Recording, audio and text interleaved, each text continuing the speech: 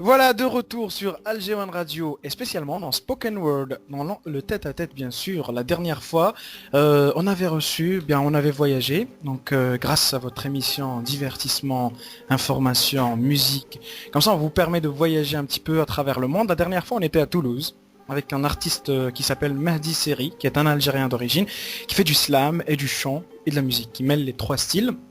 Et ben cette fois, on va essayer de changer de cap pour pas très loin, à Paris, pour discuter avec deux jeunes gens qui font un petit peu, qui font de l'art, qui font bien sûr de l'art. Ce n'est pas de la musique en quelque sorte, mais ils ont un but bien précis derrière ce qu'ils font. Et on va les laisser expliquer. Donc il s'agit de Jérémy Fontaine, c'est bien ça? Absolument, Et Ziad Benchir. le Tunisien. Voilà. Quand on vous voit de loin, on dirait deux journalistes, mais vous ne l'êtes pas. Ah, on a une fausse carte de journaliste pour rencontrer les gens, un faux prétexte de journaliste, mais dans le fond, on est plutôt des artistes. Voilà, exactement. Et c'est ce que je disais, c'est que vous êtes des artistes, et ce que vous faites, déjà c'est très très important, puisque vous voyagez à travers, vous avez voyagé déjà à travers le Maghreb. Essayons de chercher, vous êtes un petit peu des touristes de l'art.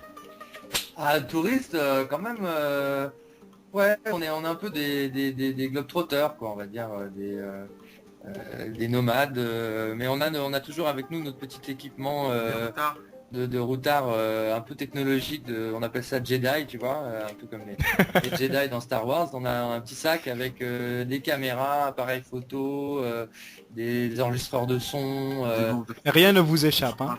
et puis des bombes de peinture et des pochoirs parce que on mêle en fait vidéo, street art et puis aussi musique dans ce qu'on appelle les mix. Exactement. Et tout ça se retrouve à la fin sur un site internet qui est Mixbros. Voilà, c'est mixbros.tv. Donc Mixbros, c'est un peu du détournement, c'est un peu dans la culture aussi du street art, c'est un détournement des Warner Bros. Donc on est les frères de Mix. Et donc Mhm. à l'inverse des Warner Bros, qui est une grande compagnie qui fait de la fiction, bah, nous on travaille sur le réel. Donc ce qu'on dit c'est vrai, ce qu'on montre c'est vrai. Sauf que c'est des aventures humaines, des aventures autour de régions francophones. En fait, c'est un peu le fil conducteur, c'est que toutes les régions qu'on parcourt sont francophones. Ouais. Ça, c'est important parce que la francophonie, c'est un peu désuet comme concept. En tout cas, en France, on a l'impression que c'est un truc néocolonialiste, un peu nauséabond. Exactement. Et nous, on avait envie de montrer que, bah, d'ailleurs, même nous, on est déjà un mix, puisque moi, je suis français et que Zied est tuniso-marocain.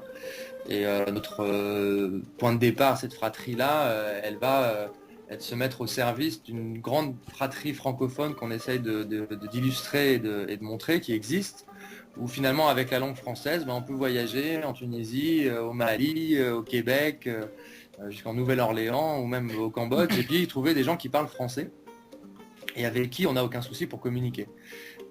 Donc c'est un peu le fil conducteur de tous les mix, c'est que finalement tout le monde parle cette langue-là. Alors après, évidemment, un artiste francophone, il peut aussi s'exprimer dans notre langue, mais au Mhm. moins dans la rencontre, on a ça en commun et ça permet de créer quelque chose d'un petit peu Et de partager de surtout. partager, voilà.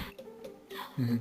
Et d'ailleurs, en parlant d'art et de street art, Ziad lui-même est un artiste, hein, puisqu'il pratique le street art. Et donc, concernant vos voyages, bon, on va commencer par là où tout a commencé. Donc tout a commencé bien sûr à Paris. Vous avez eu l'idée de faire ça. Et qu'est-ce qui vous a poussé à voyager et de récolter tout ça pour en faire un site en fait? Comment c'est venu l'idée Bah ouais, moi ça fait pas mal d'années que je fais ça un peu tout seul, à travers un site qui existe déjà qui s'appelle Jeremix, jeremix.tv, qui peut aussi se dire je remix en fait. Et donc ça c'est une pratique que moi j'ai depuis un certain temps et je me suis intéressé évidemment au printemps arabe. Et donc j'ai voulu partir en Tunisie à l'époque pour une web série que j'ai vendue à TV5 autour des artistes tunisiens après la Révolution. Et en faisant ma petite enquête, bah, je suis tombé assez vite, j'ai eu un vrai coup de cœur pour le travail d'un certain Z, qui avait fait des choses vraiment intéressantes autour de la Révolution. Et il se trouve qu'il habite Paris, et donc on s'est vu et on est parti en fait ensemble en Tunisie faire la première web série qui a donné en fait assez rapidement, puisqu'on était très complémentaires, suite à un vrai site qui s'appelle tunismix.tv. Alors ça fait beaucoup de sites à retenir, mais celui-là Ouais. il existe, il est consultable, et donc c'est vraiment un portrait. On peut dire ça comme ça, enfin de la Tunisie d'après la Révolution et de ses artistes. Et donc c'est réalisé en commun par Zied et moi. Alors on retrouve beaucoup Zied en tant que pochoiriste dans le site, puisqu'en fait il ponctue un petit peu tout le périple avec ses pochoirs. Donc comme on s'est arrêté après les élections du 23 octobre, bah, entre le moment où on a commencé à filmer et la fin des tournages, il a fait des pochoirs sur le vote, sur la montée des mouvements islamistes, de Nada, de Ranouchi, etc. Donc voilà, c'était un peu en phase avec tout ça. Aujourd'hui, la Tunisie, elle est en train d'évoluer aussi très vite. Donc le site est encore d'actualité, mais c'est vrai que c'est des projets qui s'arrêtent jamais, parce que tu peux encore prendre le pouls aujourd'hui de la Tunisie. Ça serait probablement différent d'il y a quelques mois, quoi. Et là, tu viens de mettre à nu, hein, Ziad. Parce que lui, il se cachait, et il voulait pas se montrer, hein. Ah, ça y est, là, je crois qu'il maintenant il sait qu'il faut qu'il parle, là, je crois. Tu sais, les street artistes, hein, le principe c'est que normalement ils se dévoilent pas trop. Voilà, exactement. Et là, Et là tu on viens va de le mettre reprendre à la nu. règle et puis on va le laisser parler un peu, je crois. Ouais. Bonjour, Bonjour, comment allez-vous? bien, bien, et toi, ça va? Ça serait bien de parler en arabe aussi, hein. Tu veux qu'on parle en arabe? Ça serait très bien, ouais. Est-ce que tu penses que les Algériens vont comprendre le tunisien? Bah, on va essayer. Lebes alaikum. Wallah, alhamdoulilah, وانت. Alhamdulillah, ça va. Qui d'ailleurs? Ça va, wallah, bien, intek. Je pense que maintenant tu connais l'expression, hein. Bien sûr. Voilà. Donc, c'est toi l'artiste. Enfin, quelque sorte, t'es l'un des deux artistes. Exactement. Moi, je fais du street art. Et, donc le street... Et le street art, pardon de te couper, c'est quand que tu as commencé à pratiquer? C'est avant, tu as été dessinateur et puis tu as voulu émerger du dessin pour atterrir dans un autre style, ou est-ce que c'est venu comme ça? En fait, c'est venu du fait que moi, j'ai toujours... moi, je suis graphiste de formation. Et donc, j'ai toujours voulu mettre mes images sur plusieurs supports. Et donc à un certain moment, voilà, tu veux les mettre sur un t-shirt, sur un bout de bois, sur un mur, et t'expérimentes, et du coup le pochoir, le street art, c'est la meilleure manière de pouvoir mettre ça d'une manière rapide, efficace et surtout durable. Et d'exprimer aussi ce que tu veux exprimer. Voilà. Et en fait, quand tu fais du street art, il y a comme un petit virus là qui commence à monter, c'est un peu la provocation, un peu la critique. C'est voilà quoi, c'est-à-dire, tu peux faire de la publicité, mais aussi tu peux faire du politique, de la propagande. Exactement, ouais. Et c'est pour ça que les artistes du street art, bien sûr, n'aiment pas se dévoiler, se montrer, en fait. N'aiment pas être vus. Ben, c'est un peu, c'est un peu une sorte de jeu de rôle, c'est un peu mystérieux, donc... Laisser les gens se demander, mais voilà, qui est-ce qui a fait ça? Qui a fait ça? Mais nous, on n'est pas du tout dans cette attitude, c'est-à-dire, c'est un peu l'anti-street artiste, hein. Le mec, il est filmé de partout, on le voit, c'est surtout... À la base, si on les voit pas, c'est aussi que c'est complètement illégal. Et que c'est un truc... Voilà, c'est la dégradation pour certains du bien public. Donc si tu te fais arrêter et qu'on te reconnaît, bah, tu peux encourir des peines d'argent ou de prison. Donc c'est un peu pour ça, hein, il y a une vraie raison. Mais ils ont détourné ce problème-là pour en faire un jeu de rôle, effectivement, où beaucoup de street artistes anonymes et tout ça. voilà, ont des noms, des blazes, on en fait des concepts, quoi, comme Banksy, dont personne ne sait quel visage il a. Avec Zied, comme il dit, c'est un peu l'anti-street art, parce que moi je le filme en permanence, donc en fait c'est plus trop un secret qui il est, quoi. Mais c'est maintenant on sait qui c'est Zied. Voilà, mais ça peut se retourner contre lui, mais bon. Oui, mais c'est aussi, je pense que le street artiste se cache un peu trop, c'est-à-dire il faut un peu assumer à un certain moment. Bah oui. Mais bon, à Paris, il faut pas trop se montrer puisqu'il y a une loi qui interdit de faire. Oui, mais de faire aussi, du street il faut aussi art, hein. prouver, c'est-à-dire... Faut être pris en flagrant délit, quoi. Voilà, c'est ça.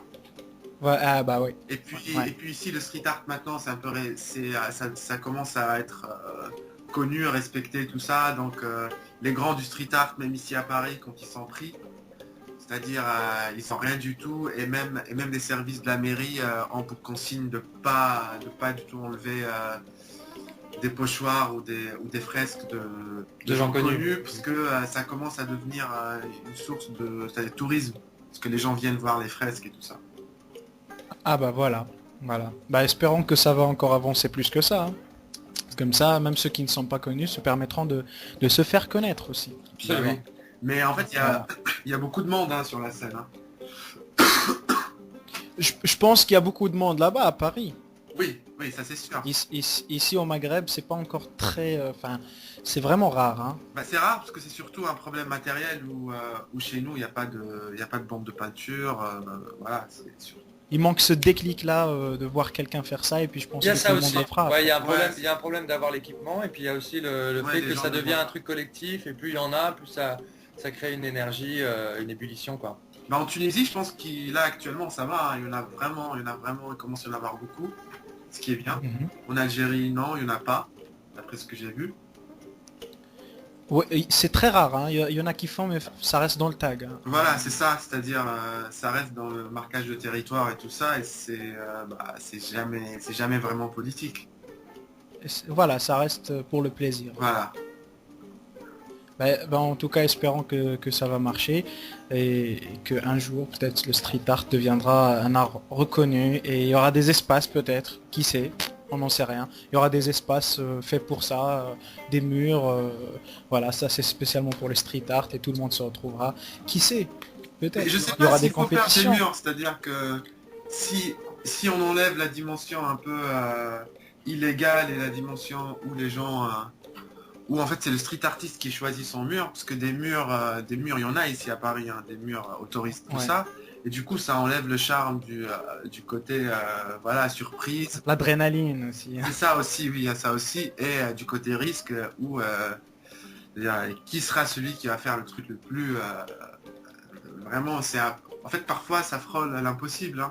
Des Exactement. collages, des pochoirs, même rien qu'un petit truc, le mettre dans un endroit bien précis, ça change tout, hein. Même la lecture et tout ça. Alors bon, on va faire une petite pause, on va écouter une chanson, par contre je vais te laisser le choix à toi, Zied, de nous donner... C'est à toi de décider quelle chanson on va écouter tout de suite, mais seulement une condition, il faut que ça soit une chanson tunisienne. Ah, tunisienne.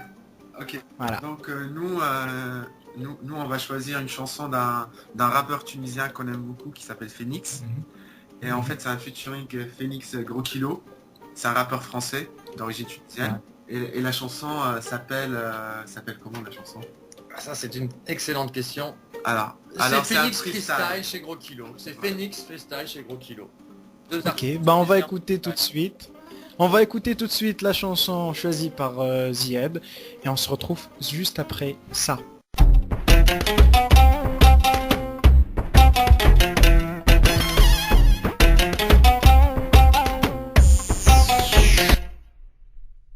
Phoenix et Butch kick le mic, big, ولا بلا بيك عيب عليك.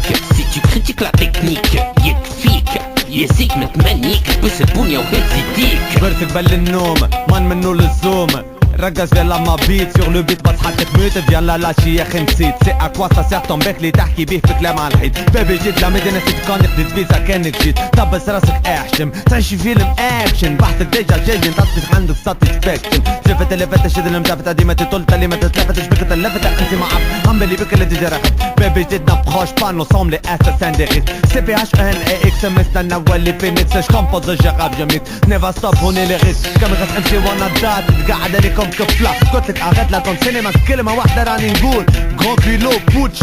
Phoenix, j'en ai rajouté des tonnes, mes flots détonnent quand le beat sonne. Voyez les consonnes pour un cocktail qui bastonne. J'te sermonne comme Marcus Garvey au Square Madison. Et quand midi sonne, mets mon son dans ta caisse et klaxonne. Ma rime Jackson quand la Ouma se fractionne. Mes lyrics sanctionnent les faux MC qui se prennent pour Al Capone. J'pressionne, pareil que j'impressionne. On veut les trônes et les belles couronnes, mais ça fout des rottes.